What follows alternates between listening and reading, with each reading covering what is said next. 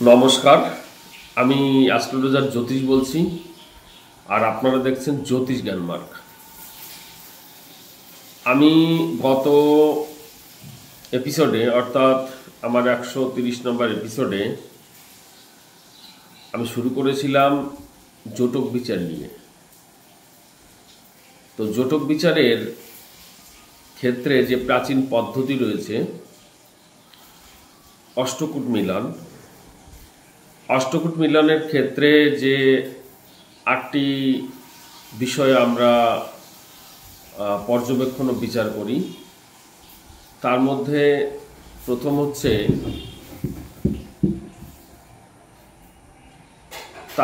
প্রথম হচ্ছে বর্ণকূট মিলন। তো 130 নম্বর ভিডিওতে আমি সেটা নিয়ে আলোচনা করেছি। আজকে আমাদের আলোচনার বিষয় অষ্টকূট মিলনের দ্বিতীয় পয়েন্ট, অর্থাৎ বর্ষকূট নিয়ে আলোচনা করব।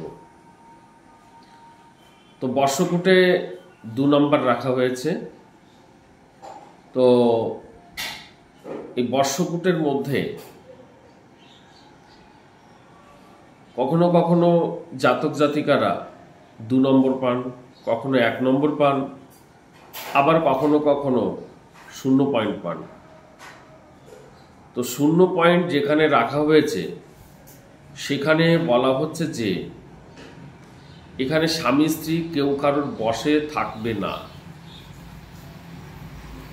আর যেখানে 2 পয়েন্ট রয়েছে সেখানে পরস্পরকে বশীকরণ করে রাখবে।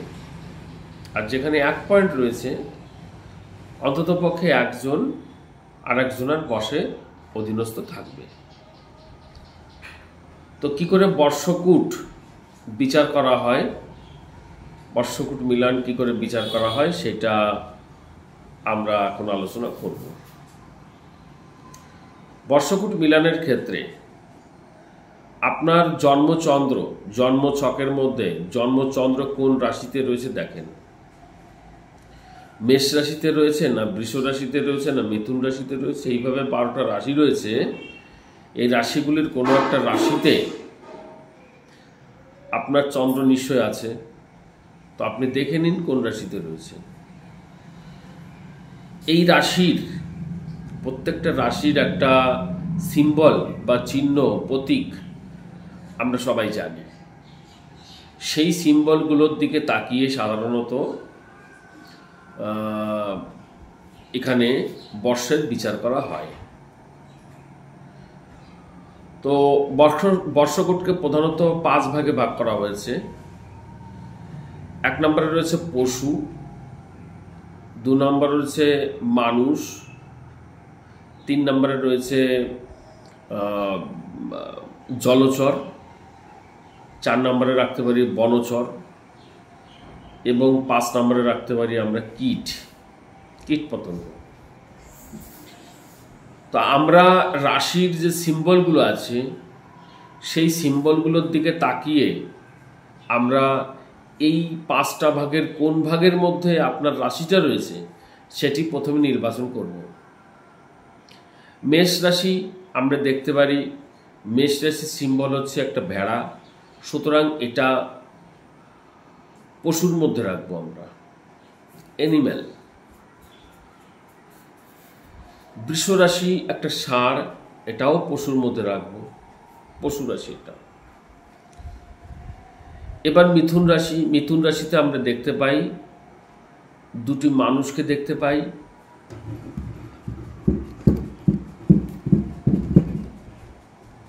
মিথুন রাশিতে যে 2টি মানুষ আছে, মিথুন রাশিকে আমরা এই কারণে হিউম্যান সাইন বলবো, অর্থাৎ মনুষ্য বিভাগের মধ্যে ফেলবো আমরা, ওটা মানুষ।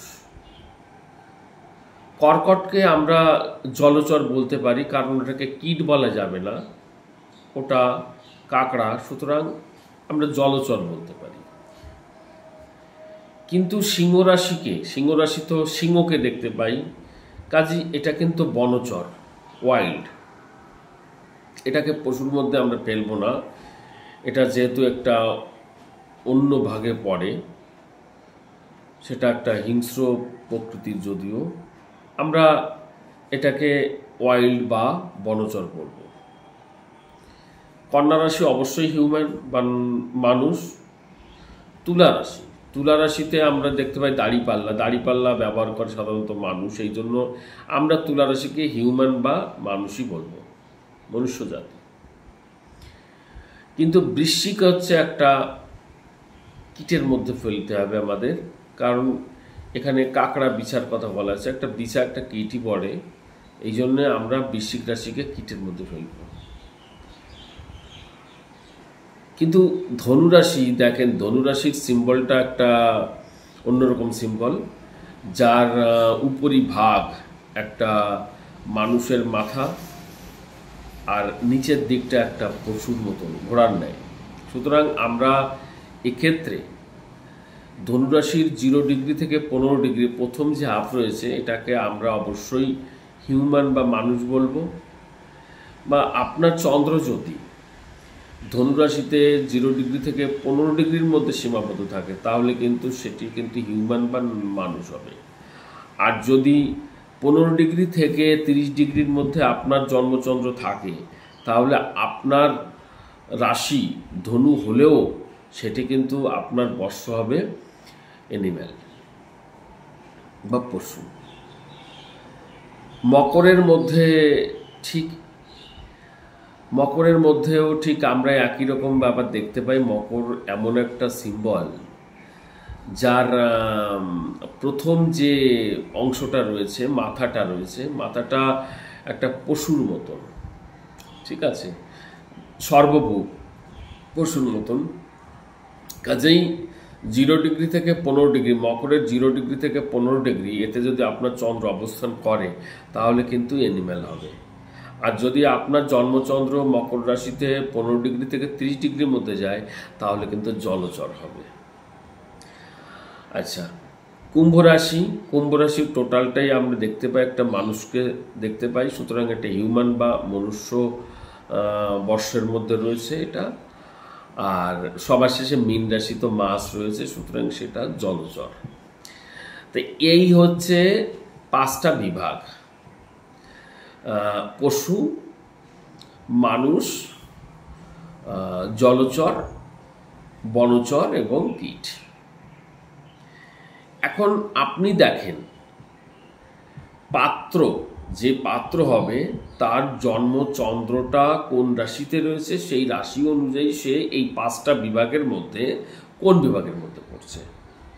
দেখেন পাত্রটা কোন বিভাগের মধ্যে পড়ছে, সে মনুষ্যের মধ্যে, পশুর মধ্যে, জলচরের মধ্যে, বনচরের মধ্যে, না কীটের মধ্যে পড়ছে।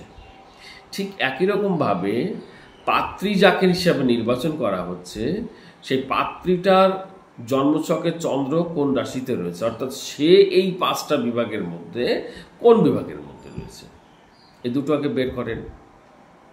এইবার আসি আমরা যে পাত্র পাত্রীর মধ্যে যে নম্বর বিভাজন হবে, বর্ষকূটের 2 নম্বরের, কি করে নম্বরটা বিভাজন হবে, খুব মনোযোগ দিয়ে শুনবেন। যদি তারা একই বর্ষ হয়, অর্থাৎ দুজনাই পশু, তাহলে 2 নম্বর। আবার দুজনাই তারা মানুষ, তাহলে 2 নম্বর। দুজনাই তারা জলচর, 2 নম্বর। দুজনাই তারা বনচর, 2 নম্বর। দুজনাই তারা কীট, 2 নম্বর। অর্থাৎ পাত্র পাত্রী উভয়ে যখন একই বর্ষে হবে, তাহলে সেটি 2 নম্বর হবে। এটা সর্বপ্রথম মনে রাখবেন। কিন্তু পাত্র পাত্রীর মধ্যে যে কোনো একজন, পাত্র পাত্রীর মধ্যে যে কোনো একজন যদি বনচর হয়, পাত্র পাত্রীর মধ্যে কোনো একজন যদি বনচর হয়, আর অন্যজন যদি বনচর ছাড়া বা জলচর ছাড়া অন্য বর্ষ হয়, তাহলে কিন্তু 0 পয়েন্ট। কারণ জ্যোতিষীরা বলছে যে বনচরের সঙ্গে একমাত্র বনচরেরই ভালো মিল পাওয়া যায়।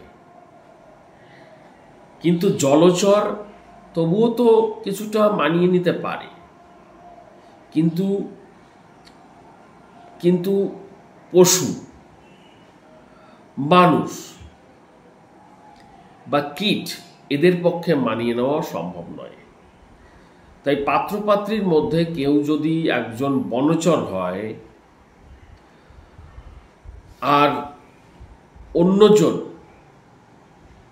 মানুষ, পশু অথবা কীট হয়, তাহলে কিন্তু 0 পয়েন্ট। কিন্তু বনচর তো 2 পয়েন্ট পাবে, সেটা আগেই বলেছি। কিন্তু বনচরের সঙ্গে যদি জলচর হয় তাহলে কিন্তু 1 পয়েন্ট, এটা মাথায় রাখবেন।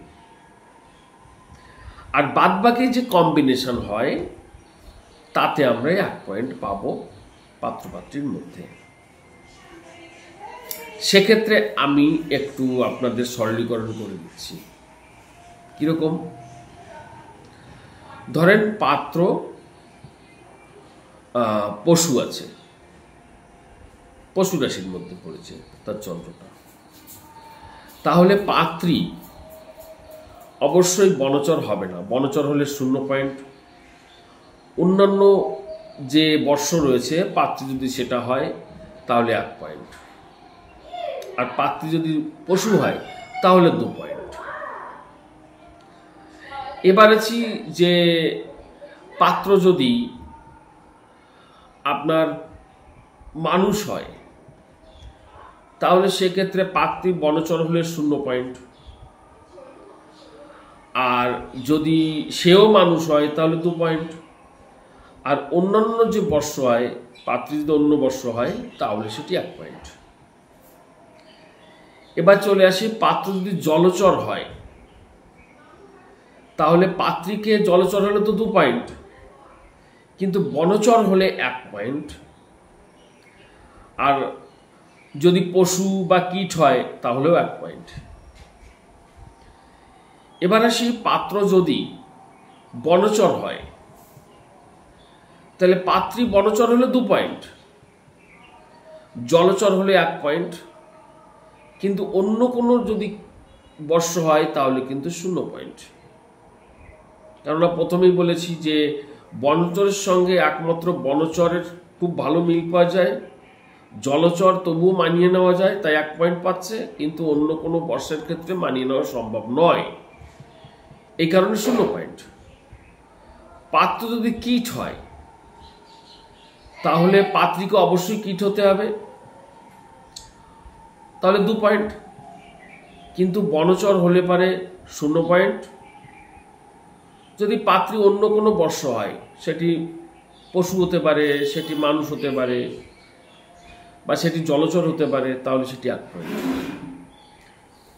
তো নম্বর বিভাজনের এই ক্যাটাগরিতে আপনারা অবশ্যই বর্ষকুট বিচার করবেন, তাহলে আপনারা বুঝতে পারবেন যে কে কাকে বা কতটা বর্ষে রাখবে, কার অধীনে কে থাকবে। তো আশা করি আমি বর্ষকুটটা আপনাদের বোঝাতে পেরেছি। আপনারা দেখছেন জ্যোতিষ জ্ঞানমার্গ। তো আমার এই ভিডিও কেমন লাগছে অবশ্যই কমেন্টস করে জানাবেন। আর জ্যোতিষ যারা নতুন শিখছেন তাদের বলছি, আপনারা যদি জ্যোতিষ শিখতে চান তাহলে আমার ফোন নাম্বার 9647079942, এই নম্বরে হোয়াটসঅ্যাপ করে জানান আমি জ্যোতিষ শিখতে চাই। তো এই নম্বরে ফোন করবেন না, কেউ ফোন করলে আমাকে হয়তো পাবেন না। আর যারা আমার কাছে কুষ্টি তৈরি করতে চান বা হরস্কোপ বিচার করতে চান আমাকে হোয়াটসঅ্যাপ করে জানান। যদি কেউ ক্লাস করতে চান, আমার ক্লাসে বছরে 3টে সেশনে অ্যাডমিশন হয়, ডিসেম্বর, এপ্রিল এবং আগস্ট মাস। তো এই মুহূর্তে আপনাদের অ্যাডমিশনের একটা পর্ব চলছে। আপনারা আমার এই অ্যাডভান্স কোর্স করে অবশ্যই আপনারা যদি মনে করেন আমি জ্যোতিষ চেম্বার করব, পুষ্টি লিখব, মানুষের হরস্কোপ বিচার করব, প্রতিকার করব, একটা পরিপূরক ধারণা দেওয়া হবে খুব সহজ সরল পদ্ধতিতে।